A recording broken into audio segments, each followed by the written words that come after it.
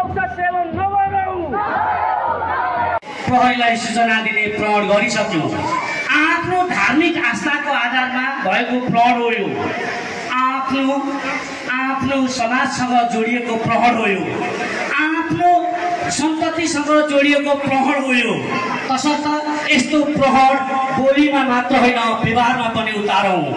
लागु औषध भारतीय नाकाबाट जसरी भित्रिँदैछ, जसरी यो कोहालको स्थिति हुँदैछ, अबको 20 वर्षमा युवा सन्तति भनेको कि विदेश कि लागु औषधको लतमा हुन्छ। तसर्थ यी र यस्ता कुरामा अहिलेदेखि नै गम्भीर रूपमा सोच्नलाई सामूहिक एकबद्धताको कार्यक्रम स्वरूप आयोजना गरिएको यो फाइट एगेन्स्ट नार्कोटिक्स कार्यक्रम भनेको दुर्व्यसनी विरुद्ध अब सबै लड्नुपर्छ। आमाहरू एक हुनुपर्छ। आमाहरूले कुनै पनि बच्चालाई दुर्व्यसनीमा गएको छ कि छैन भन्ने कुरो सिम्पली सूत्रले थाहा पाउन सकिन्छ। त्यो सुनाहागो सबैले सम्झिरहनु होला आज यो वर्ड सुनाहागो। सुगौँ स्मेल, सुगौँ नङ हात र गोजी।